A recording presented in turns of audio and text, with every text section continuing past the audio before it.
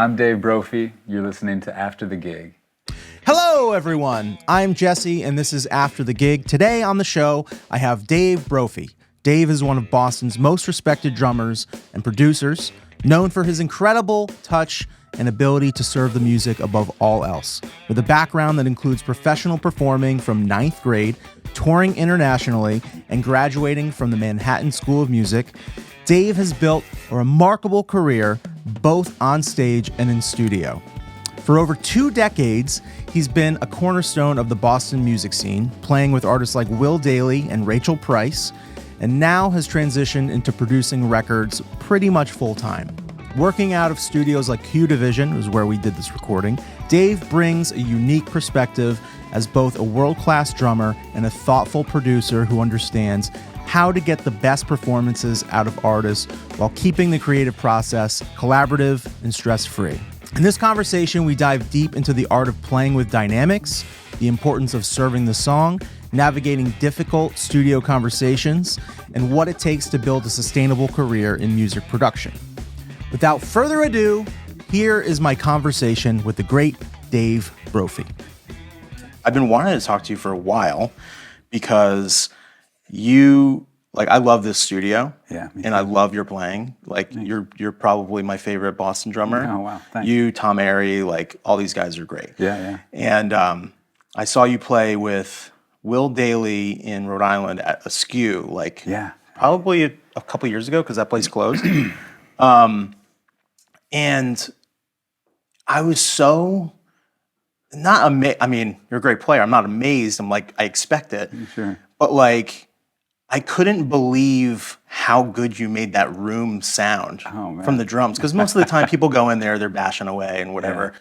But you had the touch and you made it sound like a recording in that shitty room, you know? Yeah, well, thanks. As a drummer myself, it's so difficult to achieve that. Yeah. And it takes so much time for young drummers especially to be able to calm down or settle into themselves and actually think about the song and the music.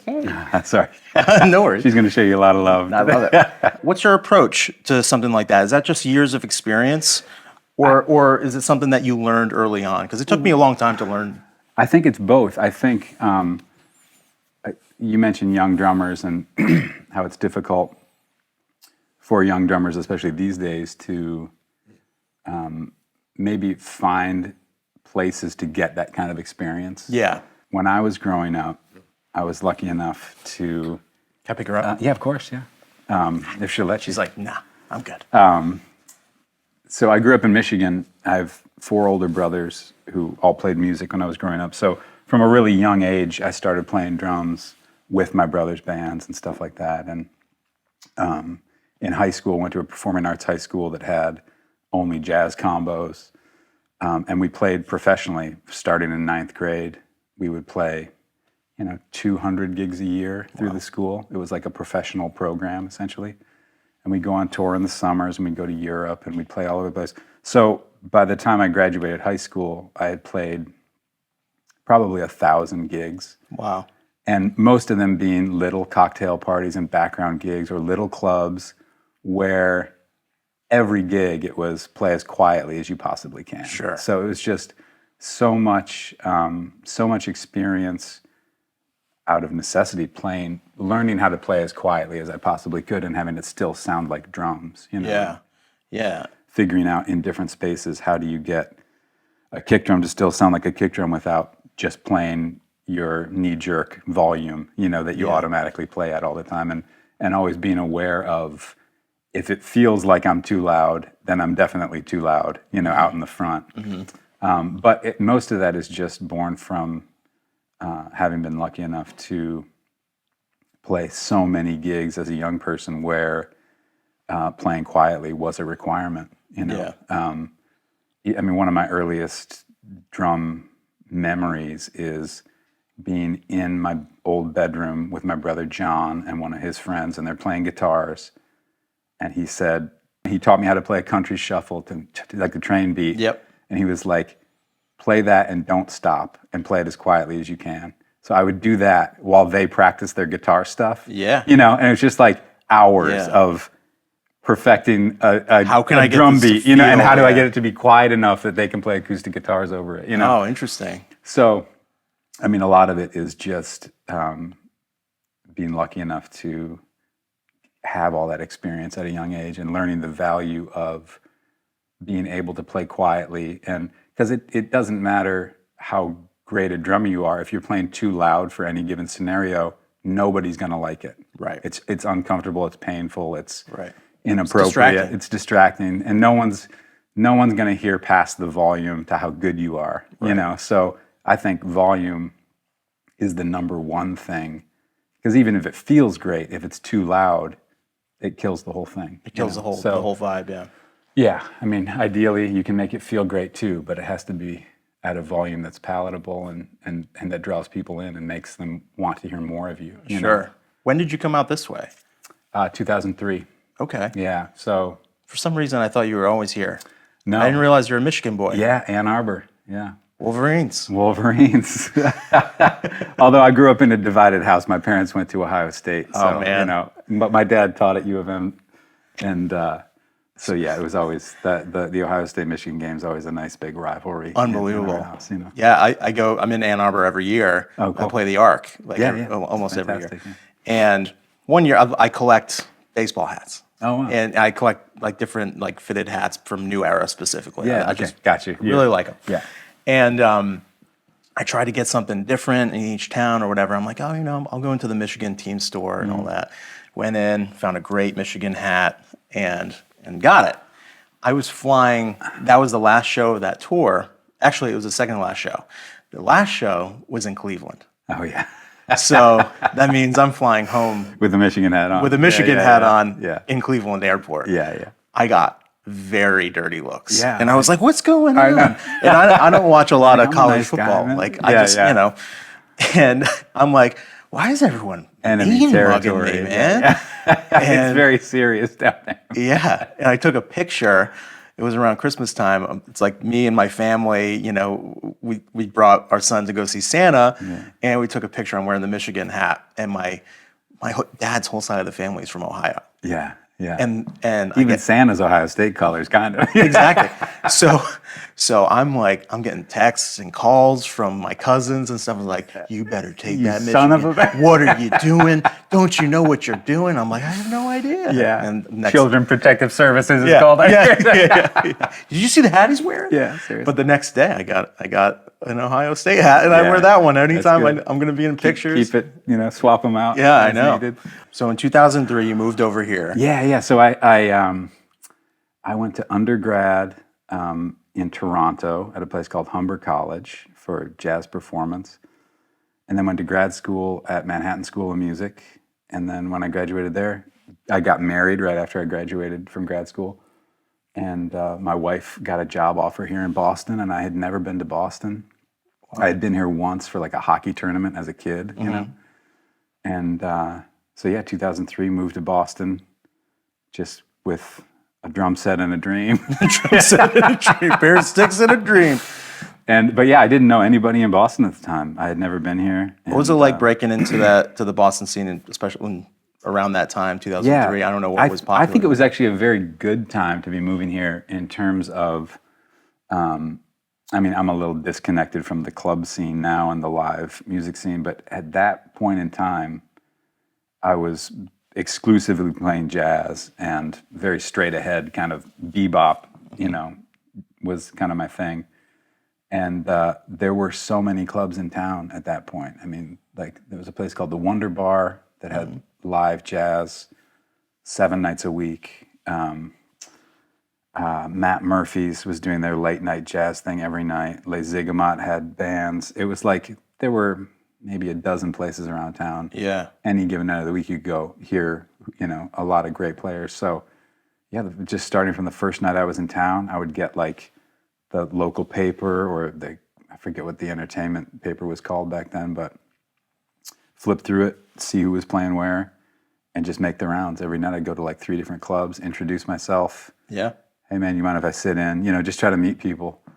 And got called for my first gig in about the second week that I was in town. Oh, wow. And which is great. Started getting called for gigs, started working I'm a still little bit. waiting.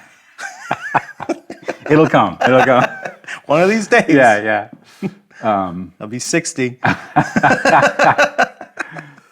And so just was hustling, taking every gig I could get and playing with as many people as I could get.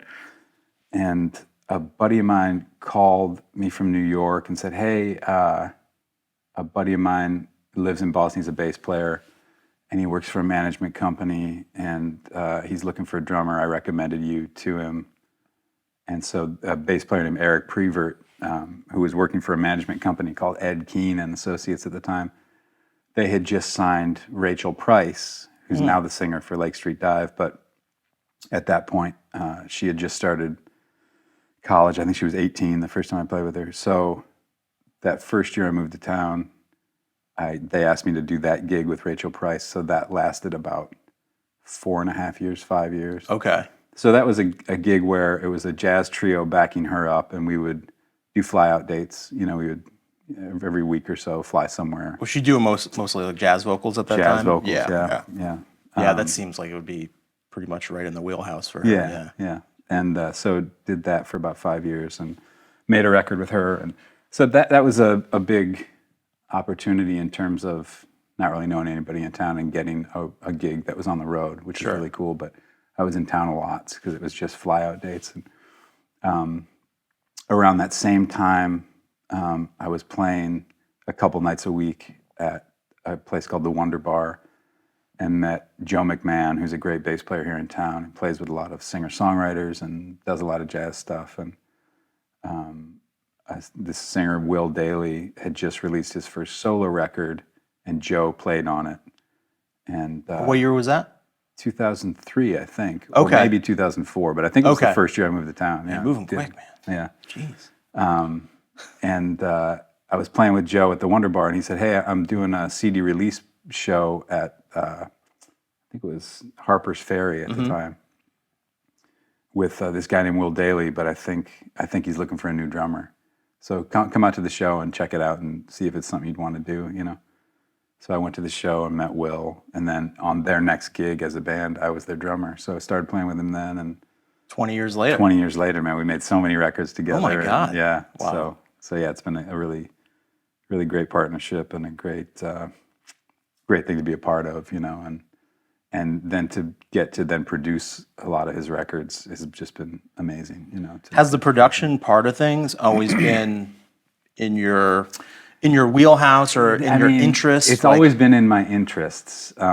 Starting in high school, I remember I played in a rockabilly band in high school, and we did a recording session with a guy in Ann Arbor who had the first Pro Tools setup that I'd ever seen, in his basement, and M-Box or something like that. Yeah, I forget what his setup was because I wouldn't have recognized it at the time. I just remember like, oh my gosh, it's like all digital, Yeah, I mean, the first person I saw that had a Pro Tools, we're like, oh my God, we're gonna record every day. It's gonna be amazing. Yeah, it was terrible. It was always awful.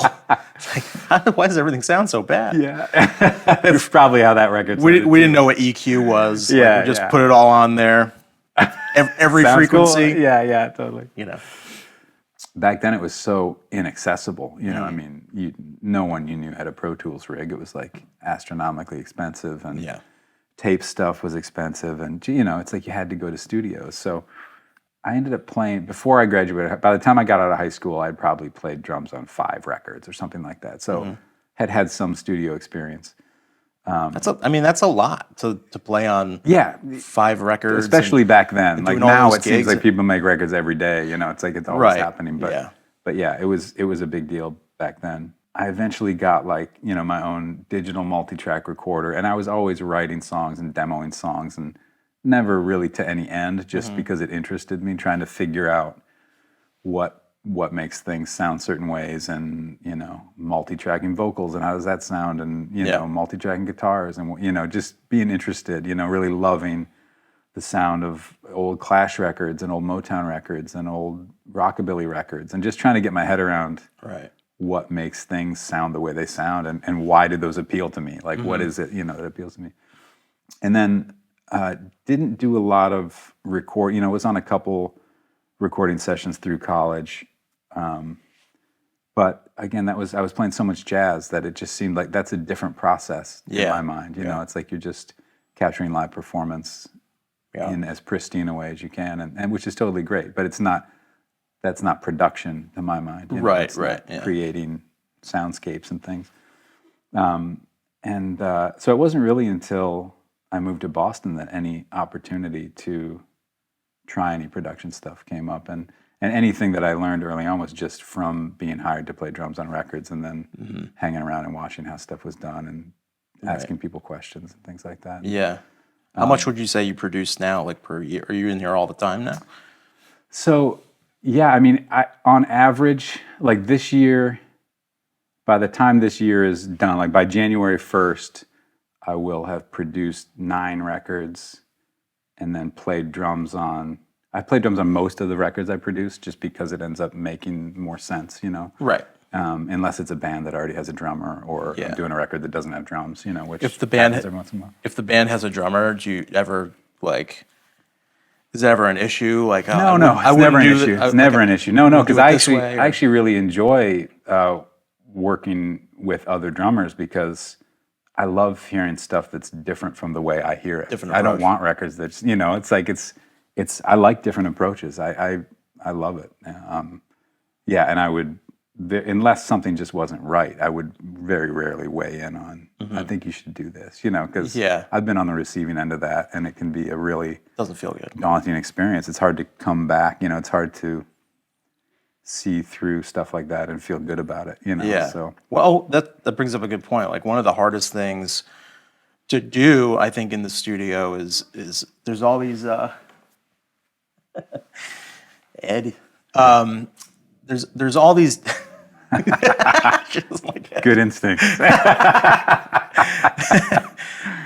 There's all these, like, you never know how to approach like a difficult conversation when you're in the studio with some, because like being in a young band, when I was in Love in Stockholm back in the day. You know, we would go into the studio and there was no like tactful conversation of how to get a good performance. It was just like, hey, that sounds like crap. Like you need to do something different or something like that. Yeah.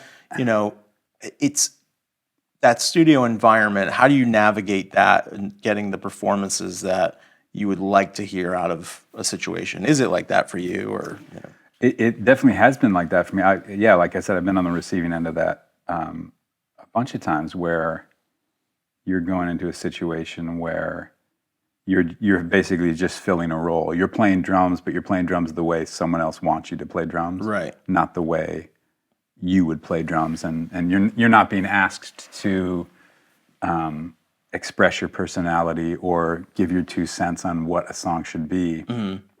It's almost like being an actor. You're being asked to be a modern rock drummer and play this thing. It has nothing to. Anyone could do it that has the skill to do it. You know. Yeah.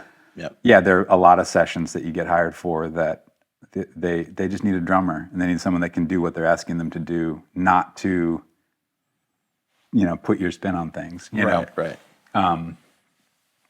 And then there's a lot of sessions where you're getting hired because there's some skill that you're perceived to have, or some touch that people like, and you're being asked to impart some of that into their track or change things in some way. And both are satisfying things to do, but it's a different mindset. You have to set your ego or whatever aside on a lot of sessions because you're just completing the task. You're giving somebody what they want. Yeah. And it doesn't matter whether it appeals to you or not. You're just doing it the best you can do it, and hope that you're making everybody happy, and you're serving the song, and you're helping them achieve what it is they want to get out of it. And sometimes you can't see what it is they're trying to do. You're just trusting that, okay, I'm happy with doing what you're asking me to do. You know, this is right because it's what you want, and it's not. You're not hiring me to ask whether I approve of it or not. You know, or think it's correct. You know. You're just saying, this is what we want, and great, I'll give it to you, you know, so. I know for myself personally, if I'm playing on something, like, I always want to know what the big picture is, you know what I mean? Like, I play the way I play, and I do the best that I can for those particular situations, but I'm always like, I want to know, like, I want to Yeah. be involved, you know? Sure. And And I feel like there are definitely times for that, but a lot of times there's sessions where sometimes there's such a time crunch that Sure.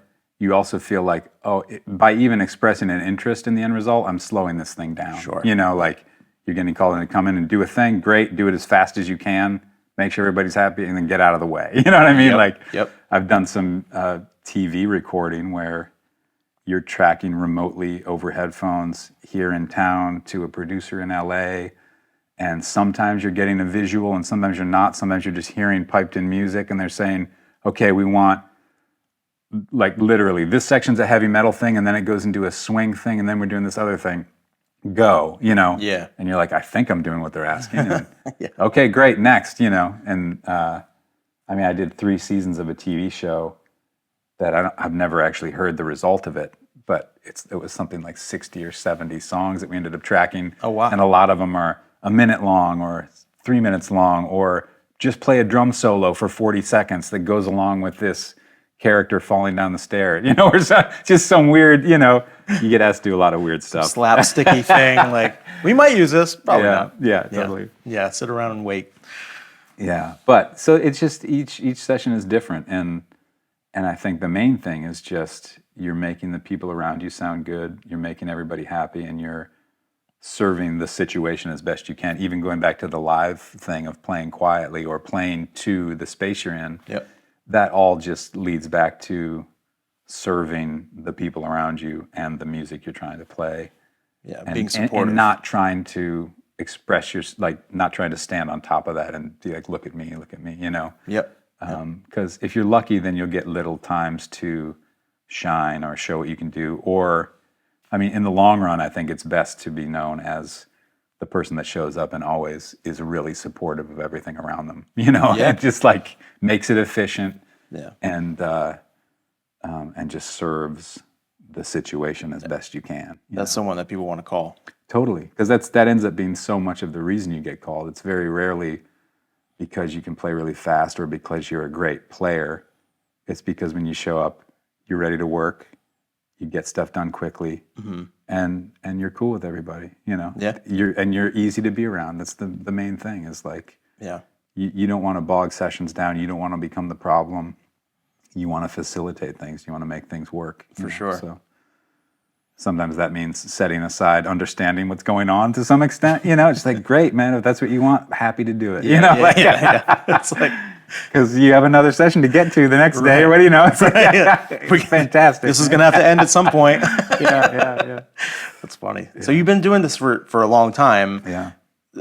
The kind of the business side of being in recordings and producing artists and stuff like that. Like, what kind of artists come in here and can afford to use a space like this, and like, how does it all work? If you're talking to a potential production or someone that's at MP&E at Berkeley or something like that, like, what do you tell them? Like, how do you make this work? So this is, I have no business affiliation with this studio at all. Well, even just like working here and like yeah. how, and the people that you support on their records or make records with. Yeah, Like, so I end up working here quite a bit just because it's a great place to work. You know, Yeah. this and the old Q. I mean, I have such a long history of, you know, some of the first records I played on after moving to Boston were at Q, the old location of Q Yeah. Division, and so it's been a nice long relationship. But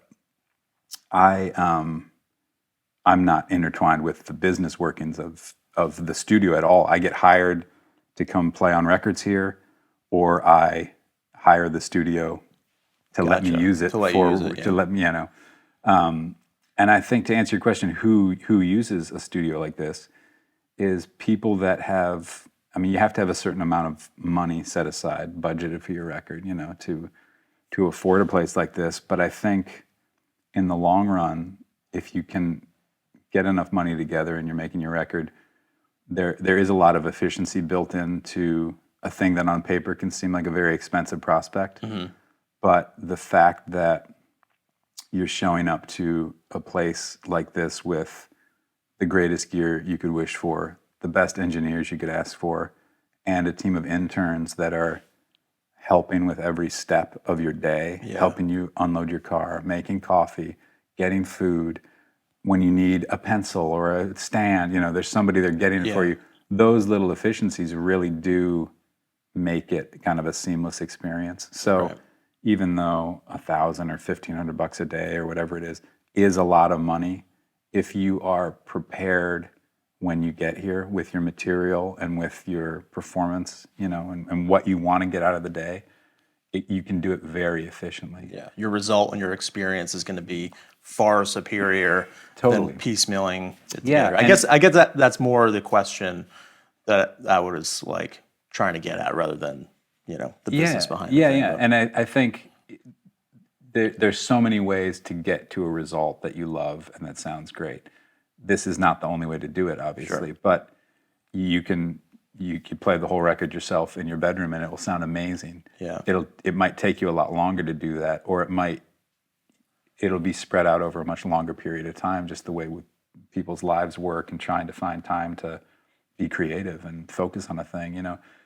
Booking a studio day is sometimes a very good thing to focus on. You have it in the future. You have to be prepared for it. So it's sometimes a good motivator to get your shit together for that day, because it's going to cost you a lot of money, and you want to be as efficient as you can, and they're going to take care of everything on this end of things. So as long as you've taken care of your business before you get to a place like this, because the then balance, it's going to be a great experience. Yeah, because again, like the balance of coming into a place like this, of having your shit together, like you said, to be able to use that time efficiently, but also have the support and the people around that can allow you to say like, hey, like it would be cool if we try this thing and that thing, and they they go and set the stuff up and make it happen. It frees up your brain space and some creativity too. I mean, for exactly that instance you're talking about, where you're working on a thing and you're getting a sound and you think, you know what, maybe we should, run this through a distortion pedal, run this through a delay, or see what that compressor sounds like. If you're by yourself in your bedroom, even if you have that gear or those plugins, a lot of times that can feel daunting. You can be like, man, I've been here for 3 hours playing this one guitar part. Yeah. I'm going to go grab some food. Maybe I'll do it when I get back. But when you can just say an idea into the ether and there's someone listening and they make it happen, and 5 minutes later, here, you can A-B these two sound great. There's something to that. And that sounds nice. Yeah. And there's a collaborative spirit too. I mean, everybody, when you're here for a day, everybody here is just trying to help you out. Where does pre-production and production kind of meet for you? Like the preparation of getting into the studio and being ready to utilize that time, and some maybe tendencies you have when you're producing a certain artist, and how you achieve certain things. Yeah. So I mean, it's totally dependent on the artist and where they are at in their creative process. Did I meet the person and they've already written the record and they've demoed the whole record out, and now they just want to make it a better version of what they've done? Replace whatever. Replace sounds, or use those as templates and re-record everything, or whatever has to be done. Or am I meeting the artist and they have a couple rough song ideas, but they've never really recorded before, and they have some unfinished stuff, and they have or has someone made a record and they're not happy with it and they want to recut everything, or whatever, So that's a big factor. Where are we starting in the process? How much material have you written for the record? How much of an idea do you have aesthetically for what you want the record to sound like? How many points of reference can you give me? Is there, I love this record and I would love for my material to kind of fit into that world. That's really helpful when people come to you with things like that, because then you can start. It's not you're not starting from nothing. You're not starting from an acoustic guitar and a vocal or something, which could go in any direction potentially. I have such problems with that, because whenever I record, if I'm recording at home, making a demo or whatever, like I'll get a scratch guitar track, and it's so hard when you're the artist and also trying to record it. Yeah. Because you can't always hear what the production could be. You just kind of know Yeah. what's in your head. Does that make any sense? Of course, like, yeah. Like you don't know how you want it to come out always. Yeah. It's like, you know, there's something here, but that's where like having a producer comes in. Totally. So, you know, so handily.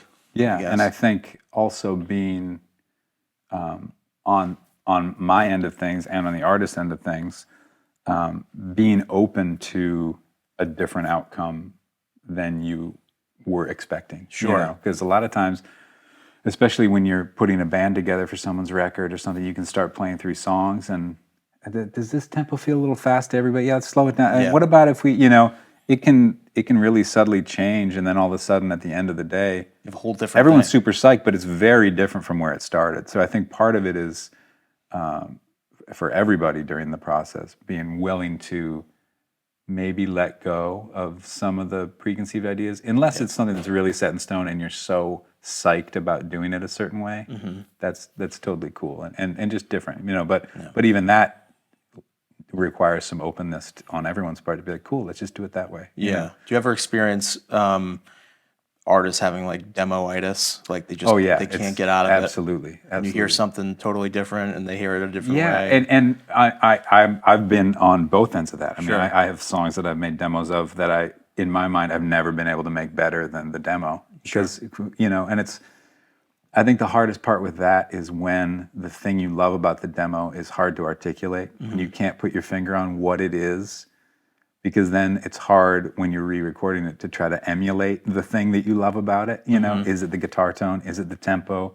Is it the fact that the tempo pushes and pulls that feels so natural? Is it the way you deliver the vocals? Yeah. So when people do have demoitis, or when they love a really arguably rough version of a song, part of what I try to do is help them identify what it is about this that they love, because the last thing I want to do is take away something that somebody loves. And say, like, I would never say, no, we're not doing that. Right. If you were really in love with it, cool, put it on the record like that. Because Yeah. if you really love it that much, someone else is going to love it too, Right, And it's who am like- I to say, like, no, this doesn't sound good, So Yeah, it's like exactly. It's like, okay, well, if they're in love with this, obviously there's something here that we need to keep. We should keep this the feeling or the vibe or whatever it is they're getting at. And if there's an instance where someone doesn't know what they love about the demo and it is not good, let's say it's really out of tune, or there's just something that is inarguably kind of unusable about it. Sure.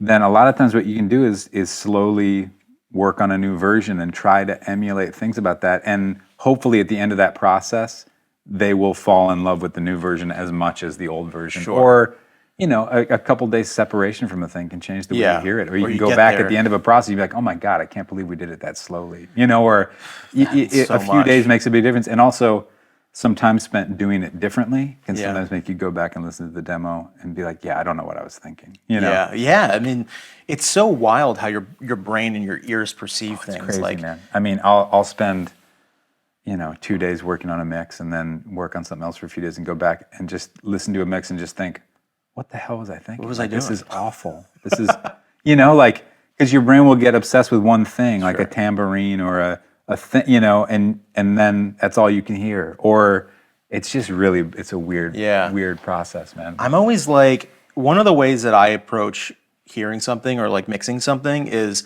I want to be able to hear everything, but I also don't want to be distracted by anything. Yeah. So like, if I'm, like you said, like, just using a tambourine as an example, like you can spend all day mixing the tambourine in and trying to blend it in or whatever.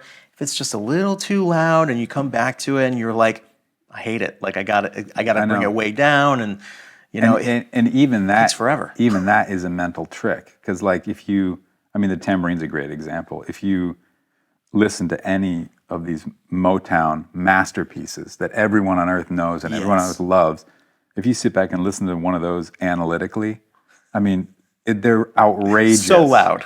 They're so loud. You would never mix a record like that right now. Never. And it'd be like you'd be embarrassed to play it for somebody. But why does it work so well? But it works so you remember it as this massive orchestration that sounds so lush. Yeah. And then when you really analyze them, you're like, oh, there's like 5 things happening, and tamperine's so loud. There's no low end. That's So what, two mics on the drums, or like but it's just one? it's a testament to how kind of fixated your brain can become on one element. Yeah. And maybe to the detriment of the sound of a thing. Yep. And how at the end of the day, if it's really groovy and the song's great, the mix on any given day can ruin it or not ruin it. And it's totally, it's not that big of a deal as long as everything's being heard. As Ed Velasquez would say, it's not going to affect record sales. Yeah, well, nothing affects record sales. Yeah, because there are no record sales, so that's good. Yeah. No, but you know what I mean. It's like it's just that weird thing that you always have to take into account. Like, okay, am I obsessed about the drums right now? And in 3 days, are they going to be way too loud when I'm now obsessed with the vocal, or whatever? So, and it's also, you get to the point where it's like, who am I to decide whether this is good or bad? And you using Motown as an example is perfect, because back then, arguably, the mics were amazing, and everyone's always looking for those vintage sounding things and all that. But there was real limitations compared to what we have now. And you can do anything you want in the studio. You can mic your thumbnails. But back then, I mean, those mixes were, I don't know exactly what the time frame was, but you're basically, tracking vocals and rhythm section during the day, tracking strings at night, mixing the next day. I mean, the song you recorded would have been on the radio within days. I mean, there was not, that was a fast turnover. So the mixes were, does it sound good? Is it feeling good? Great. Everyone approved? All right, done. There was no going back and listening. Nitpicking. And the artist thinks their vocal's too loud, and they, that kind of stuff. I have a weird comparison about that exact thing. So like, modern art, for example. Yeah. A lot of it is like, you walk into a museum and you go see a modern art exhibit and you're like, hey, anybody could do this. I could do that or whatever. And things like happenings where someone wears a giant meat suit and walks around Central Park, for animal rights or whatever. Yeah. Those things only work in the time and in the moment. And if you understand what the time and the moment is. Sure. So like with music, I think it's a similar thing. Like I have a similar philosophy. Like if it's cool in the moment and it kind of like, if the song or the recording achieves whatever that original feeling, that original spark, that thing that made you sing it into your voice memos or whatever on your phone, then if you achieve that, then you captured a moment in time, and you should get it to where you're happy and then move on. You know what I mean? Totally. And I think the same thing about some recording techniques. Like, just get it to where, like, is it working? Is it not? Is it in phase? Are we cool? Is it great? Does it work in the mix? Awesome. Yeah. Cut it. Totally. I don't think I've ever made that comparison before. Yeah. And I hope it didn't sound like an insane person rambling. No, it makes sense. It makes sense. I mean, there's something to not over questioning everything or fiddling with something until it's dead.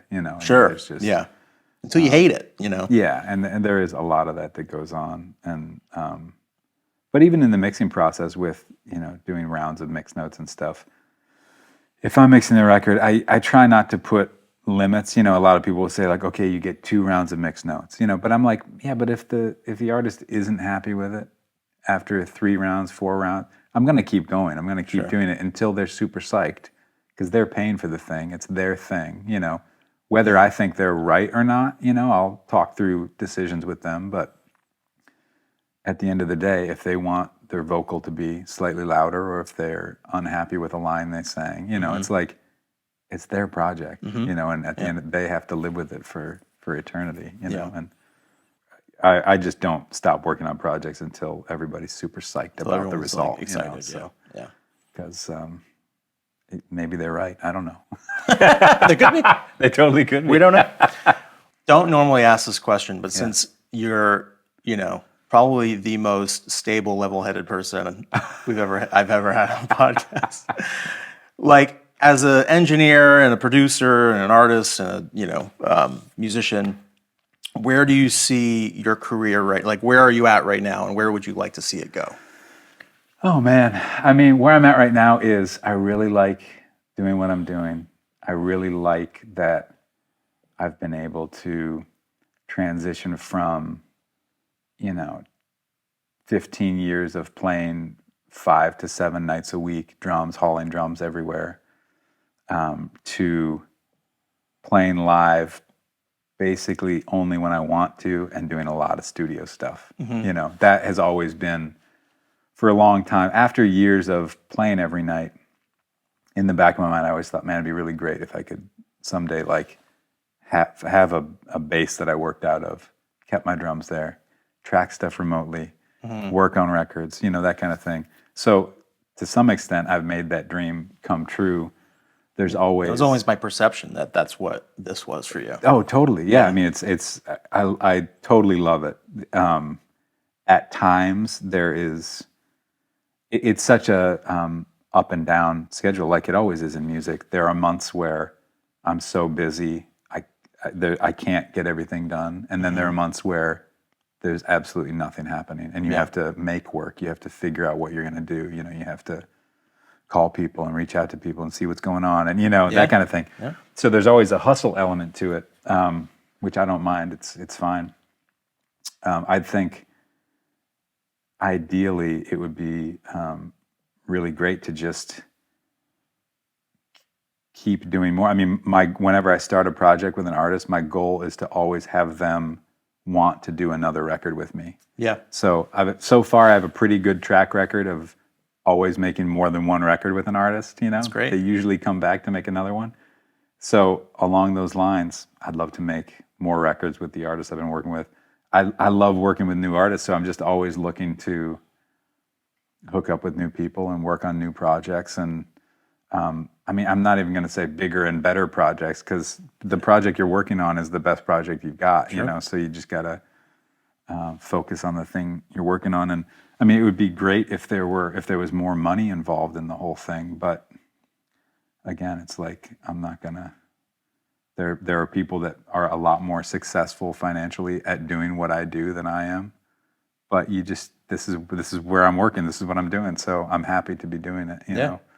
I love getting called to play drums on records as well. Like, I love producing records, but I love just being the drummer on a record. You know, I love relinquishing all the responsibility of every other choice and just being able to show up and hopefully make people happy with drum parts.